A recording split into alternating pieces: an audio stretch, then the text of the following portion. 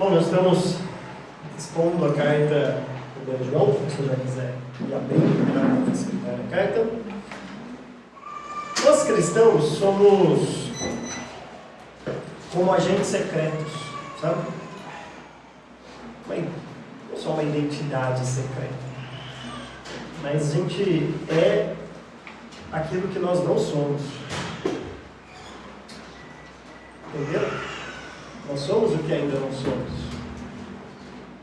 De fato, vivemos nesse mundo, mas não somos quem de fato vivemos. Nós ainda mostraremos algo diferente.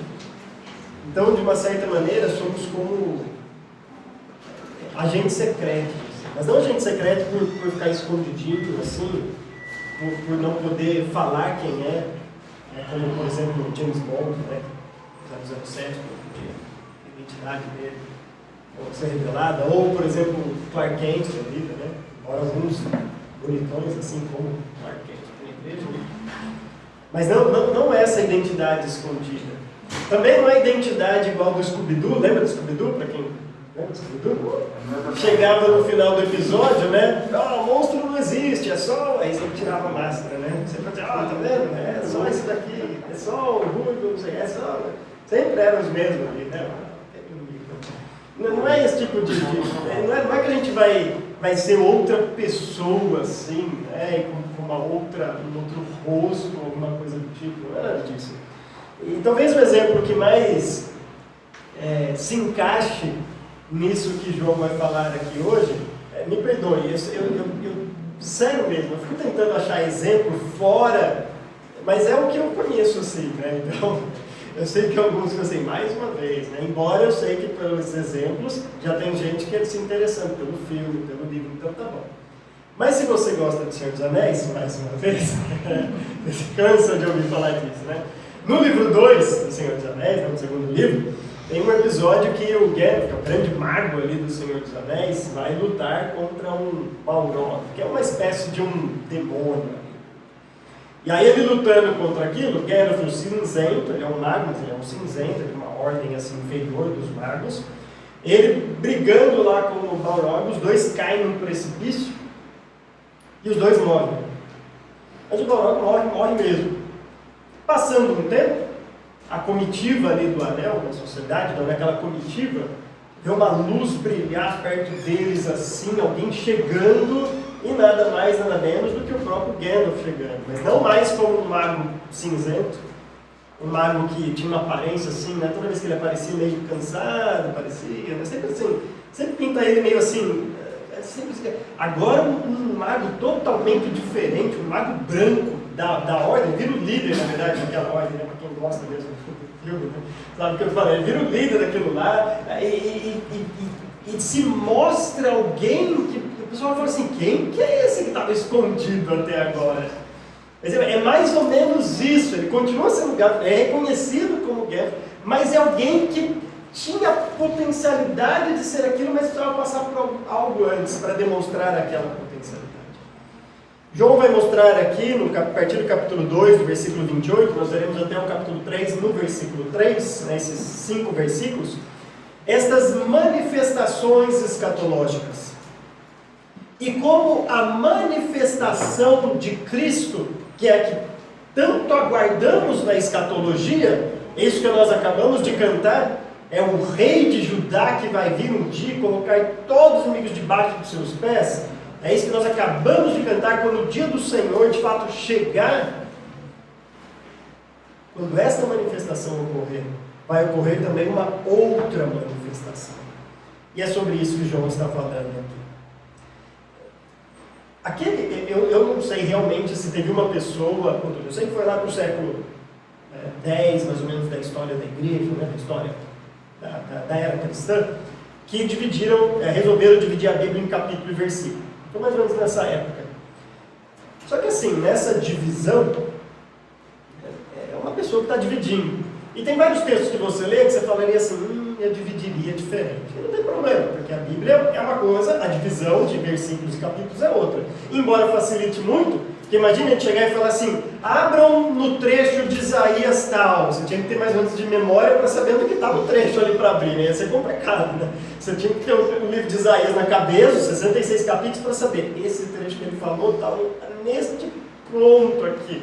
Ou seja, não ia ser uma coisa tão fácil de ficar achando na Bíblia. Então é uma boa tarefa que fizeram aqui para a gente de dividir capítulos e versículos. Mas muitas vezes, parece que na divisão de capítulos, quando a gente está lendo, parece que assim, encerrou o assunto e está começando outro. Não é assim que parece? Porque é um capítulo diferente. Quando você está lendo um livro, começa um capítulo, você pensa, começou um subtema do assunto grande que você está lendo no livro. Não é o caso aqui. João vai usar de um paralelismo tão interessante aqui, de uma ideia que está tão conexa aqui em 5 versículos, e quem colocou o capítulo e versículo fez o favor para a gente dividir isso em 2 capítulos. Bem esse trecho que ele não poderia ter feito isso. Não é a única vez que acontece isso na Bíblia, mas às vezes acontece. Quando não acontece em algum versículo, né? Por exemplo, o fruto do Espírito, lembra lá de Gálatas? Aí 7 frutos estão no versículo, aí os 2 últimos estão no outro versículo. Por que não conta num versículo só?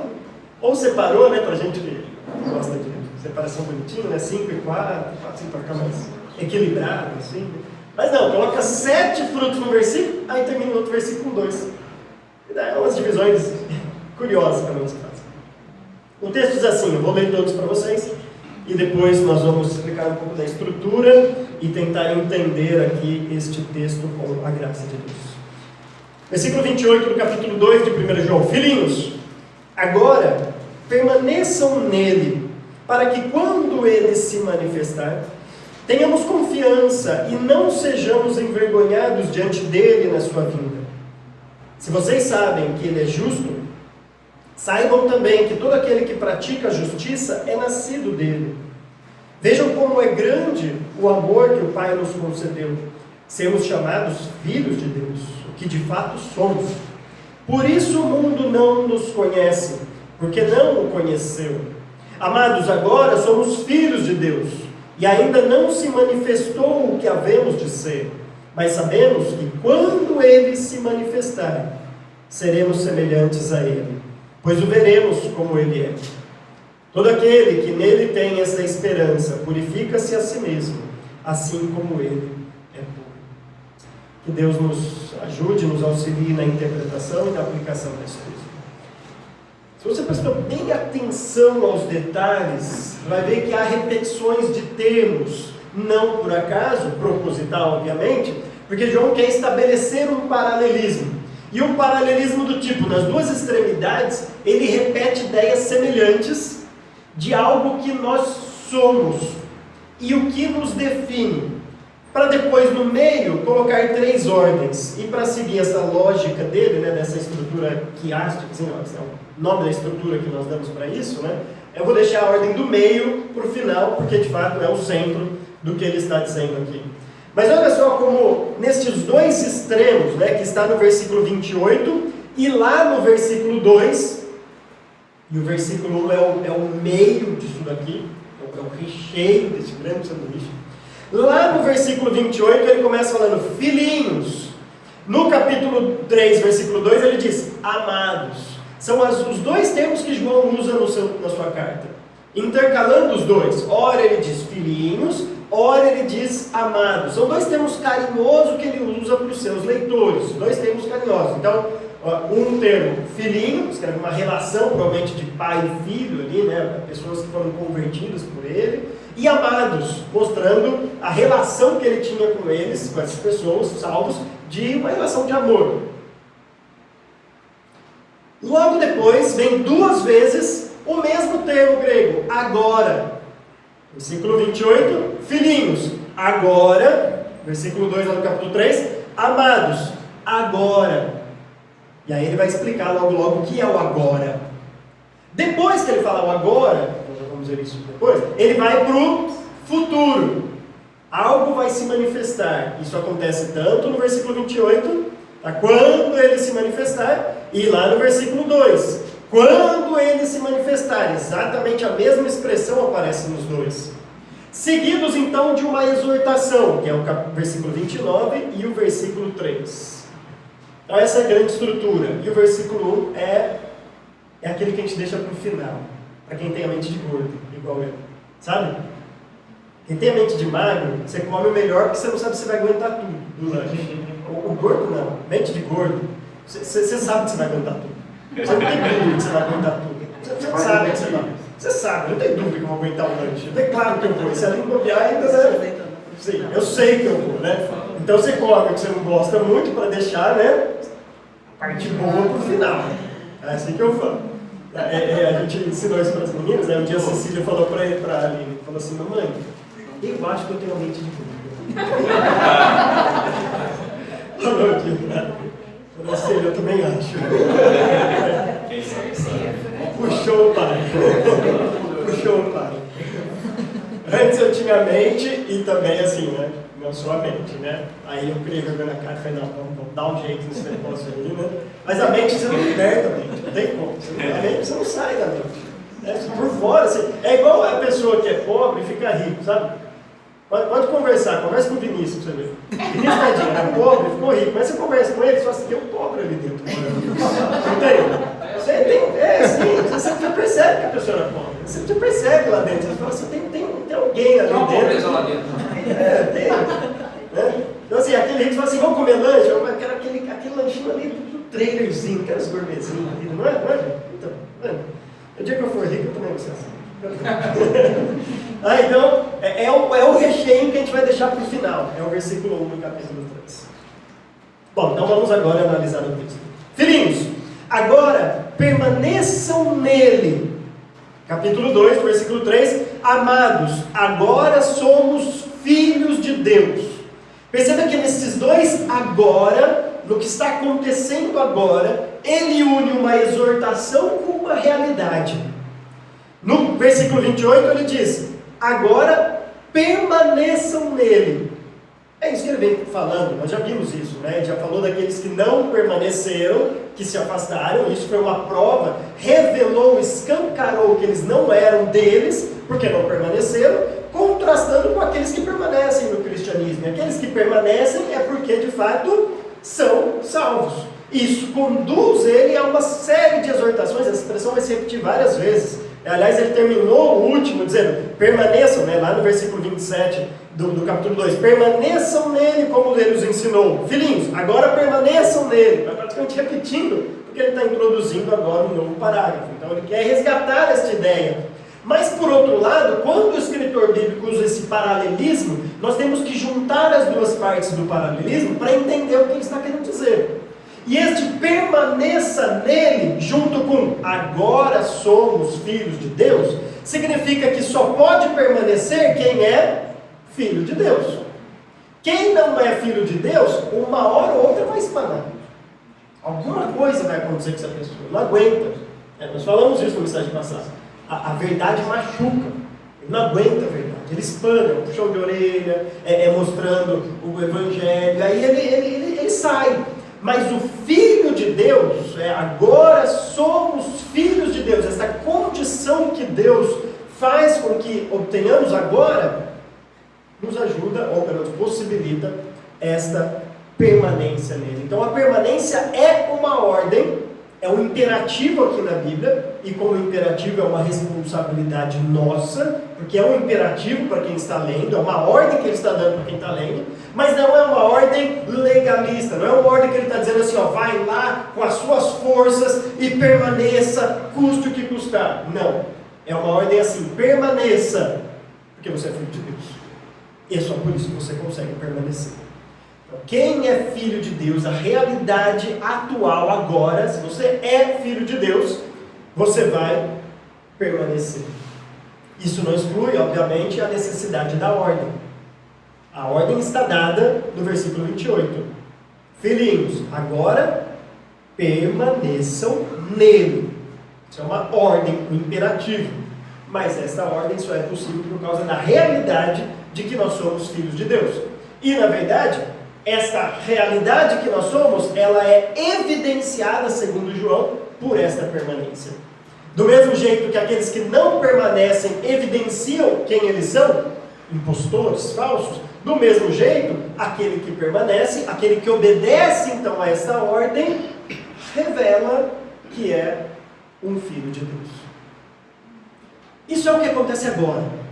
Então, agora, permaneçam nele, agora somos filhos de Deus. Uma ordem junto com uma realidade, as duas coisas estão extremamente relacionadas. Depois vem o futuro. Se agora é essa realidade com essa ordem, agora vem o futuro. Ele diz assim: permaneçam nele, para que quando ele se manifestar, versículo 28, tenhamos confiança e não sejamos envergonhados diante dele na sua vida. Esse trecho é tão bonito, a sua estrutura, porque dentro dessa grande estrutura quiática, né, que é o que a gente chama de usar os dois extremos e o meio como um recheio ali, tem mais um paralelismo ali no meio. Perceba como João diz assim, ó, é uma estrutura do tipo, ele dá o assunto A, o assunto B, e depois ele inverte, o B e o A, mas que fala a mesma coisa. Ele diz assim, quando ele se manifestar, e no finalzinho do versículo, a vinda dele. A manifestação é a própria vinda de Jesus Cristo. É a mesma coisa que ele está dizendo. Quando ele se manifestar e quando ele vier. É a mesma coisa. E aí no meio ele diz, tenhamos confiança e não sejamos envergonhados. É a mesma coisa. Você ter confiança diante de Deus significa que você não vai ser envergonhado. Se você não tem confiança de chegar diante de Deus, é porque no fundo você tem medo de ser envergonhado. Sabe aqueles discípulos que não conseguiram expulsar o demônio? Ou aquelas pessoas, aquele demônio que falou assim, ó, Paulo eu sei quem é, Jesus eu sei quem é. Sabe aquela vergonha de achar que na hora H, e no fundo você fala assim, eita, tomara que isso não aconteça comigo. Eita, eu quero chegar na presença de Deus. Aquela vergonha que o cara sabe no fundo que ele não tem a confiança. Aquela confiança que, por exemplo, o autor de Hebreus vai dizer. Agora que nós temos um sumo sacerdote misericordioso, alguém que sabe o que nós sofremos, alguém que sofreu pelos nossos pecados, quem de fato é filho de Deus, que crê nessa realidade, o autor de Hebreus vai dizer, entremos agora com confiança diante do Senhor. Você pode chegar na presença de Deus com confiança, não por causa de você, não porque você pode bater no peito e se garantir e falar assim, eu entro na presença de Deus, porque eu sou o cara. Não, porque você entendeu a realidade de que você é um filho de Deus. Você foi feito filho de Deus, como João vai mostrar aqui.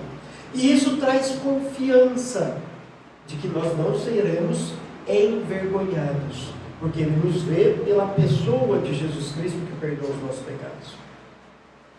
Então João está dizendo que agora a nossa responsabilidade, a ordem é permaneçam nele, para que, ou seja, com o propósito de que quando ele se manifestar, tenhamos confiança e não sejamos envergonhados diante dele na sua vida.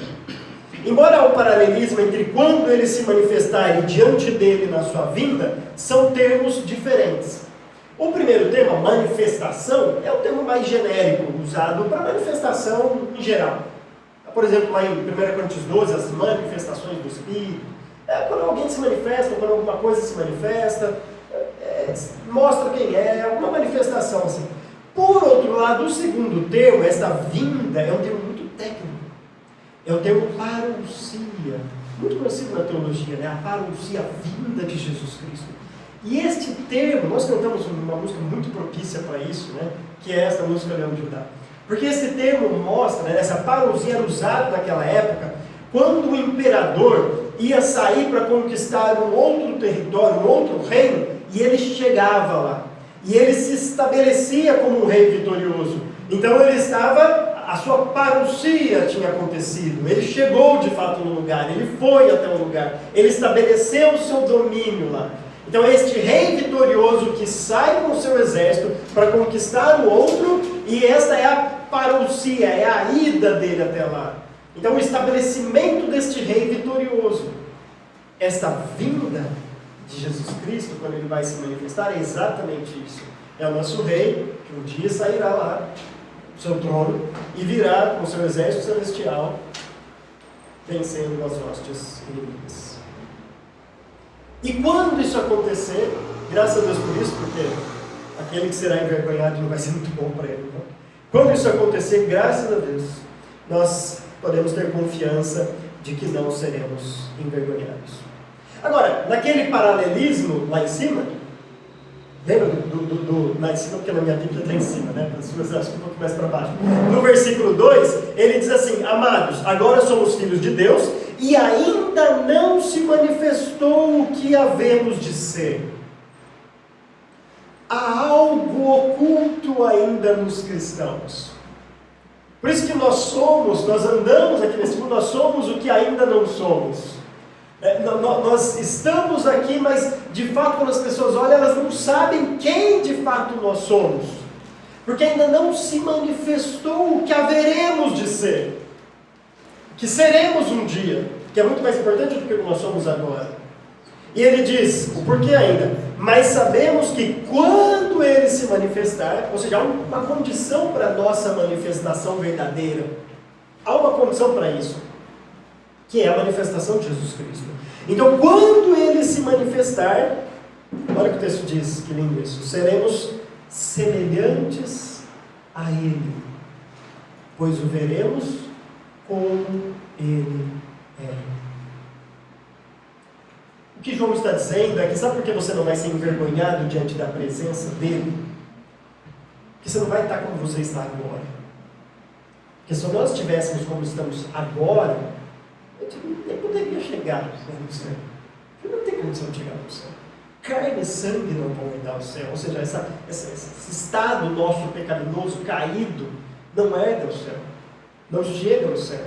Mas por outro lado, quando ele se manifestar, será manifestado quem nós somos. Mas é um somos ainda de potencialidade. É um somos que é alguma coisa que está presa aqui. É um somos que tem uma coisa que nos prende.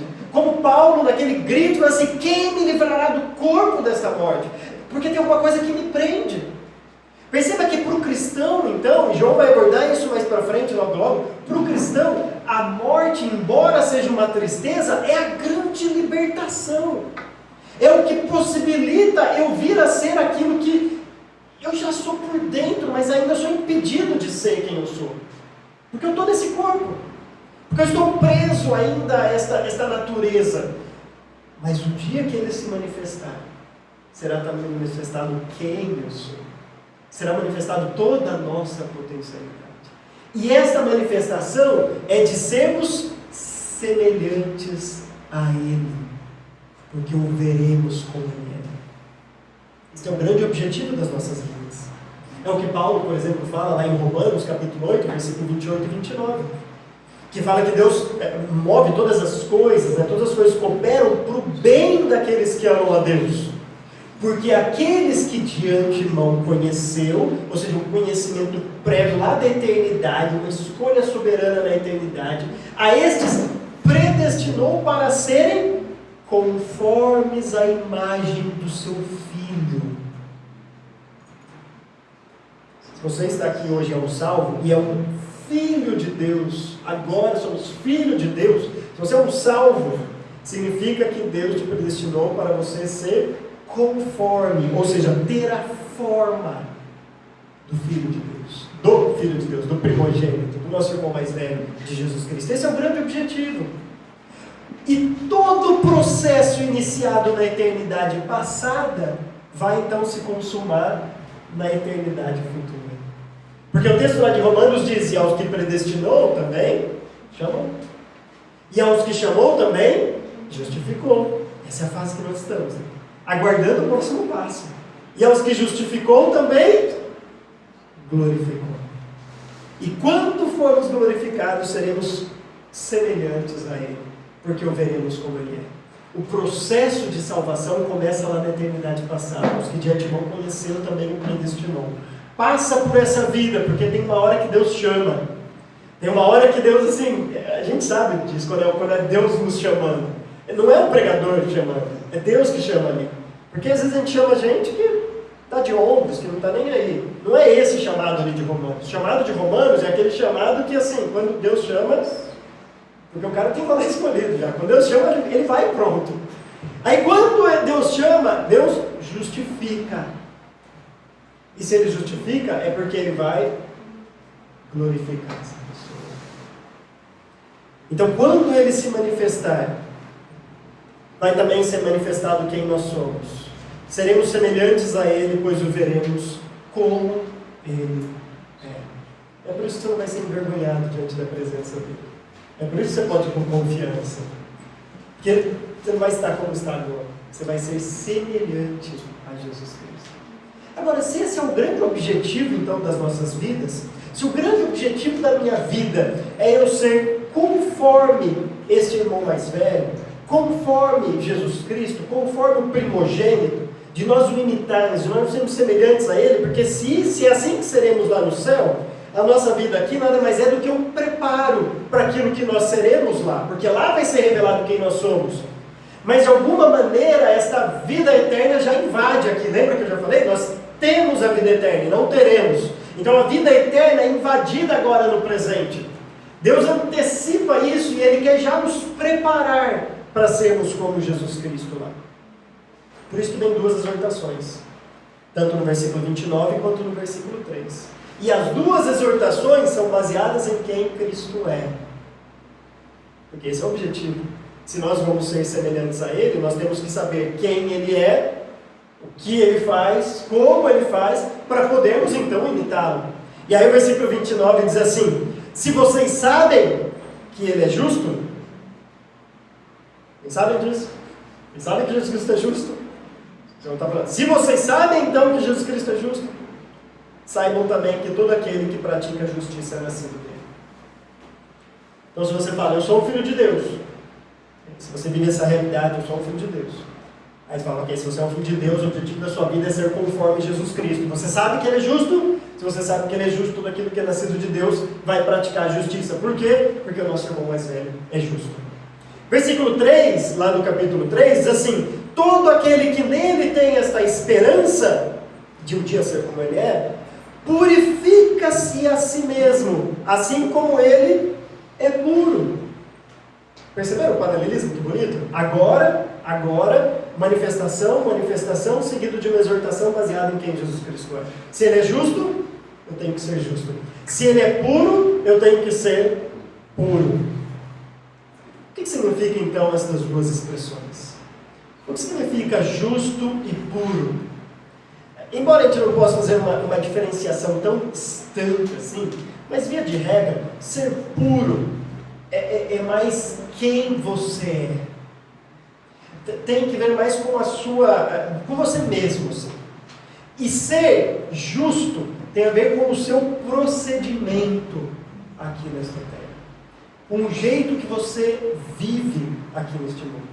Embora, é claro, a gente não possa fazer uma diferenciação tão grande assim, porque a pureza está envolvida também do jeito que você se relaciona com as pessoas, e a justiça, obviamente, fala a respeito de quem você é. Mesmo porque nós falamos, Jesus Cristo é justo, e não só pratica a justiça, mas Ele pratica porque Ele é justo, e por isso Ele praticou a justiça. Então, se nós sabemos que Ele é justo, saibam também que todo aquele que pratica a justiça é nascido dele. E aí nós olhamos então para as nossas vidas e pensamos, eu sou um filho de Deus. Eu tenho que praticar a justiça. E isso vai mexer no meu bolso, isso vai mexer nos meus negócios, isso vai mexer no jeito que eu me relaciono com as pessoas, no jeito que eu entendo, ou por exemplo, no jeito que eu disciplino ou não meu filho, porque tem que ser com justiça, eu não posso ser injusto. No jeito que, por exemplo, eu estudo por uma prova, e se eu não estudei paciência, eu não vou ser injusto e colocar lá um conteúdo alheio que não me pertence, que não saiu daqui e foi para o papel. E também não vou passar o conteúdo que está aqui para outra pessoa. Ah, mas ela vai ficar brava comigo. Você fica? O objetivo seu não vai ser popular neste mundo. Senão você vai ser manifestado aqui. Mas não, a nossa manifestação vai ser lá. Lá vai ser manifestado quem você é e não aqui. Se você quer que a manifestação seja aqui, assim, mas aí eu não vou ter amigo na classe, eu não passo a cola para eles, né, eu não vou ter... Graças a Deus eu não tive problema com isso, porque assim, ninguém queria minha cola, não sei porquê, na escola. Né? Estranho isso, ninguém queria as minhas respostas na escola. Então não tinha muito problema com isso. Mas se você ficar preocupado em ser popular aqui nesse mundo, mas se eu sair daquela rodinha lá que está um assunto meio que não deveria estar, ninguém vai gostar de mim. Tudo bem, não é aqui que vai ser manifestado quem você é. Eles nem sabem quem você é. Logo João vai falar sobre isso. Eles nem te conhecem, de fato. Eles não sabem quem você é, o que está lá dentro, o que está prestes para brotar quando Jesus Cristo vier. Então não se preocupe com isso. Se preocupe em agradar aquele que você vai passar diante de toda a eternidade. Se preocupe em não chegar diante dele envergonhado. Porque ai daquele que se envergonhar diante da presença de Deus. E por outro lado, além de praticar a justiça, eu tenho que ser puro. Então, por exemplo, os meus pensamentos têm que ser pensamentos puros. Paulo fala, ocupe a sua mente tudo aquilo que é verdadeiro, tudo aquilo que é justo, tudo aquilo que é correto, tudo aquilo que é de boa fama, tudo aquilo que é digno de louvor, deve ocupar o nosso pensamento. Por quê? Porque eu sou puro. Jesus Cristo é puro, e por isso eu tenho que buscar essa pureza. Paulo fala, por exemplo, para Timóteo ou Tito, um dos dois, eu garanto. Fala assim, trate as irmãs da igreja como se fossem irmãs. Acho que é Tito. Legal. Com toda a pureza. Olhe para as outras mulheres como se fossem suas irmãs. Por quê? Porque o seu pensamento tem que ser puro. Não pode ser um pensamento pecaminoso. Jesus Cristo fala, todo aquele que olhar com maneira impura, de uma maneira impura, com uma segunda intenção para uma mulher, já adulterou no seu coração com ela. Nós somos puros, irmãos. Temos que mudar o nosso jeito de conversar, de se relacionar. Você não vai buscar mais amizade por interesse. Você não vai se relacionar com alguém só porque ele pode te dar alguma coisa. Tudo muda na nossa vida.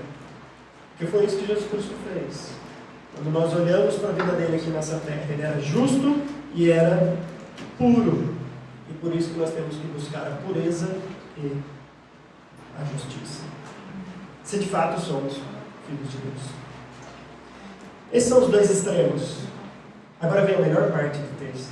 Versículo 1 do capítulo 3. Ele diz assim: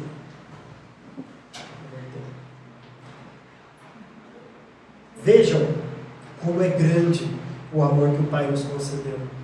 Sermos chamados filhos de Deus, o que de fato somos. Por isso o mundo não nos conhece, porque não o conheceu. Nos dois extremos é agora, quando ele se manifestar, seguido de uma exortação. Isso acontece antes do versículo 1, versículo 29, e no versículo 2 e 3. E aí no versículo 1 vem então este grande recheio, porque nós descobrimos que tudo isso só é possível porque um dia Deus decidiu nos amar. E este amor dele não foi um amor teórico, sabe aquelas pessoas que falam assim, eu amo, mas eu não tenho paciência com essa pessoa. Eu amo, mas não quero ver.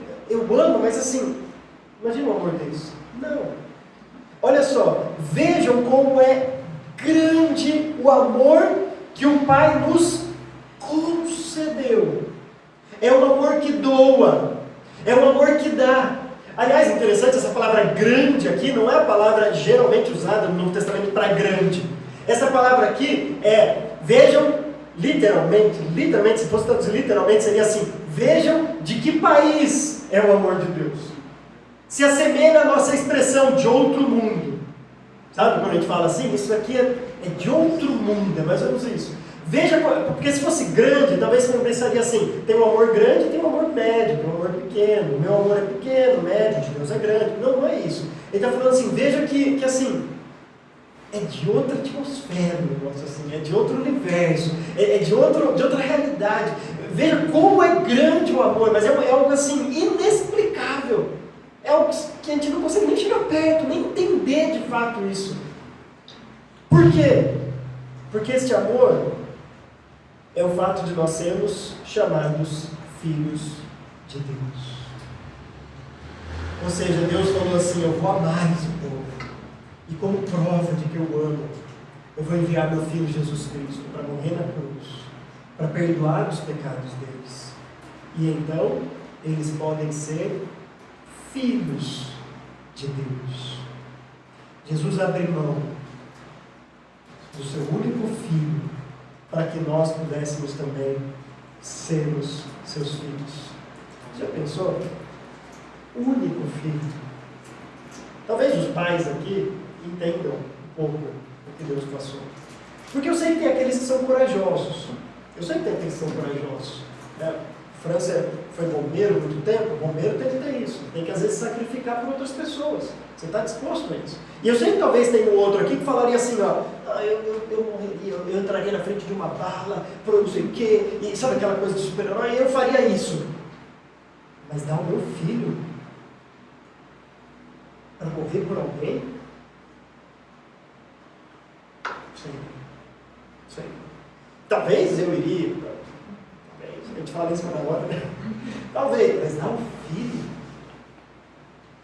E eu tenho 4. Pela teologia 6, né? Hoje sim.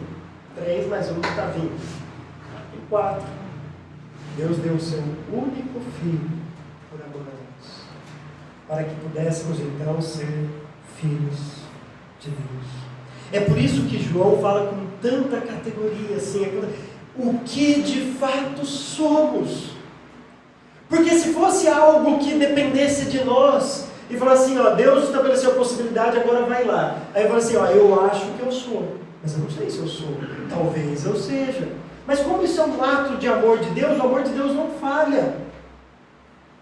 Se o amor de Deus não falha, ele pode olhar e dizer assim, se Deus fez isso, me fez ser filho de Deus, então eu posso bater no peito e dizer o que de fato eu sou. Se não fosse fruto do amor de Deus, seria um completo arrogante falando isso. Dizendo, eu sou filho de Deus porque eu sou isso, porque eu sou inteligente, porque eu entendi, porque eu sou diferenciado, porque... Não, eu sou filho de Deus porque Ele quis demonstrar esse grande amor. Ele me amou. E como prova deste amor, Ele enviou Jesus Cristo. E ele termina esse recheio tão bonito dizendo assim, por isso, por causa dessa sua identidade, porque agora você é filho de Deus, o mundo não nos conhece. Sabe por quê? Porque não o conheceu. O mundo não conhece a Deus. Por isso o mundo não te conhece. Você não fica às vezes com a impressão de que você está assim meio deslocado aqui nesse mundo? Você não fica com a impressão? Você não olha as notícias e fala assim, os valores estão invertidos hoje, né? Umas coisas que fala assim, gente, não sei, acho que eu assim, errado, sei lá, é meio esquisito com esse mundo. Você não sente isso? Que bom que você sente isso. Porque o mundo não nos conhece. Quando a gente fala dos valores cristãos, fala assim, o que é isso? Você vem da onde? 1500? Você é do ano 1000, por acaso? A gente está no século 21. Você vai ver. Eu não sei, mas eu não me encaixo aqui. Que bom. De fato, o mundo não nos conhece, porque o mundo não o conheceu. Agora, embora João não deixe explícito, o oposto é extremamente verdade. O mundo não o conhece, mas nós o conhecemos. Nós o conhecemos. Nós sabemos quem Deus é. O mundo pensa que conhece a Deus. É só ver, impressionante como os meios de comunicação gostam quando algum ateu, alguma coisa assim, fala sobre Deus. Fulano falou isso sobre Deus. Aí, ele aposta e tal. Falou isso sobre Deus. Para ele, Deus é isso. As pessoas pensam que conhecem a Deus, mas de fato não conhecem. Porque para conhecer a Deus, Deus precisa se revelar para alguém. Deus precisa se mostrar para alguém. Essa pessoa precisa ser objeto do amor de Deus e conhecer a Deus por meio do seu Filho Jesus Cristo. Precisa ser um salvo, ter a mente transformada para poder conhecer a Deus. Então o mundo não o conhece, mas nós o conhecemos. E nós podemos fazer essa inversão também na primeira afirmação. O mundo não nos conhece, mas Deus nos conhece. Deus sabe quem nós somos. Paulo vai falar, por exemplo, vai dizer assim, né? Agora nós conhecemos a Deus. Aí ele fala, não. Somos conhecidos por Deus. Você não está na carta aos Gálatas. Ele fala, melhor do que conhecer a Deus é ser por Deus conhecido. Deus nos conhece. Talvez você se sinta deslocado e fale assim, mas as pessoas não estão entendendo, não estão assim conseguindo me entender, e não vão entender. E para eles vai ser uma loucura, porque eles não te conhecem. Não faz sentido. Mas Deus te conhece. E se Deus te conhece, fica tranquilo. Você não vai ser envergonhado quando chegar diante da presença dele. Amém? Amém. Deus, eu quero louvar o teu nome. Agradecer o Senhor. Porque este teu amor, que nos fez sermos teus filhos, é o que possibilita chegarmos diante da Tua presença com confiança e sem sermos envergonhados. É o que possibilita também um dia ser manifesto quem nós somos, porque somos Teus filhos, e nós ansiamos o dia em que seremos semelhantes a Jesus Cristo.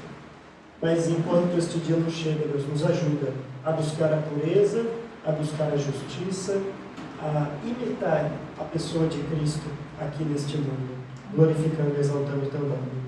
Em nome de Jesus. Amém.